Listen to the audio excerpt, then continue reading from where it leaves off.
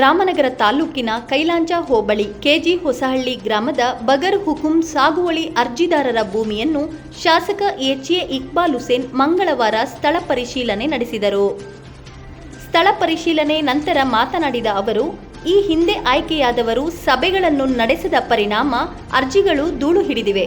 ಹಾಗಾಗಿ ನಾನು ಬಗರ್ ಹುಕುಂ ಸಮಿತಿ ರಚಿಸಿ ಸಭೆಗಳನ್ನು ಮಾಡಿದ್ದು, ಇದರಿಂದ ರೈತರ ಅರ್ಜಿಗಳಿಗೆ ಮುಕ್ತಿ ನೀಡಿ ಸಾಗುವಳಿ ಚೀಟಿ ನೀಡುವ ಕೆಲಸಕ್ಕೆ ವೇಗ ನೀಡಿದ್ದೇನೆ ಎಂದರು.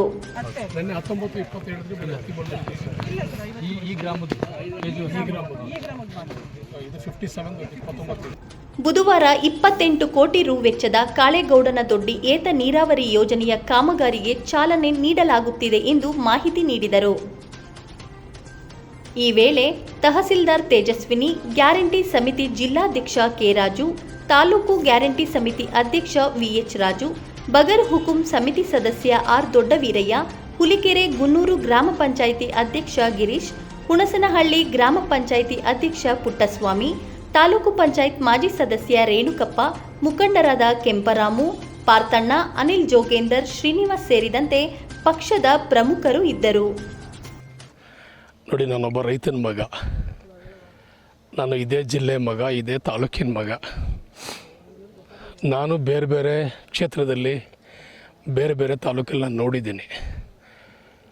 ಎಲ್ಲ ಕಡೆ ರೈತರ ಕಷ್ಟಕ್ಕೆ ಸ್ಪಂದನೆ ಮಾಡಿ ಸಾಕಷ್ಟು ಅರ್ಜಿಗಳನ್ನು ವಿಲೇ ಮಾಡಿದ್ದಾರೆ. 50 ಇರ್ಬೋದು, 50 ನಮೂನೆ 50 ಇರ್ಬೋದು, 53 ಇರ್ಬೋದು, 7 ಈಗ ಬಂದಿದೆ, 19ರಲ್ಲಿ ಬಂದಿದೆ. ಅದು ಕೆಲವೆಲ್ಲ ವಿಲೇ ಮಾಡಿದ್ದಾರೆ.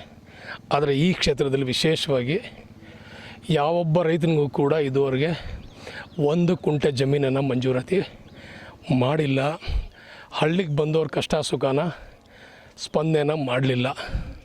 ಸೊ ಆದ್ದರಿಂದ ನಾನು ಭಾಳ ಹತ್ತಿರದಿಂದ ನಾನು ರೈತರನ್ನು ನಾನು ನೋಡಿದ್ದೀನಿ, ಕಷ್ಟ ನೋಡಿದ್ದೀನಿ. ನಾನು ಕೂಡ ಒಬ್ಬ ರೈತನ ಮಗನಾಗಿ ಆ ಜಮೀನು ಬೆಲೆ ಏನು, ಆ ರೈತನ ಕಷ್ಟ ಏನು ಅಂತ ನಾನು ಅರ್ತಿದ್ದೀನಿ. ಅವನ ದೃಷ್ಟಿನಲ್ಲಿ ನಾನು ಅರ್ಜಿಗಳನ್ನು ಈಗಾಗಲೇ ಎಷ್ಟು ಅರ್ಜಿ ಇದೆ, ನಮೂನೆ 50, 53, 57ರಲ್ಲಿ ಎಷ್ಟು ಅರ್ಜಿಗಳಿದೆ, ಯಾರ್ಯಾರು ಅದರಲ್ಲಿ ವ್ಯವಸಾಯಗಳನ್ನು ಮಾಡ್ತಾ ಇದ್ದಾರೆ, ಏನು ಯಾರು ಅರ್ಹರಿದ್ದಾರೆ, ಯಾರು ಅರ್ಹ ಇಲ್ಲ ಅಂಥೇಳಿ ಇವತ್ತು ವಿಲೇ ಮಾಡಬೇಕಂತೇಳಿ ಸಾಕಷ್ಟು ಈಗಾಗಲೇ 3-4-5 ಸಭೆಯನ್ನು ನಾನು ಸಂಬಂಧಪಟ್ಟ ಅಧಿಕಾರಿ ತಹಸೀಲ್ದಾರ್ ಜೊತೆ ನಾನು ಮಾಡಿದ್ದೀನಿ.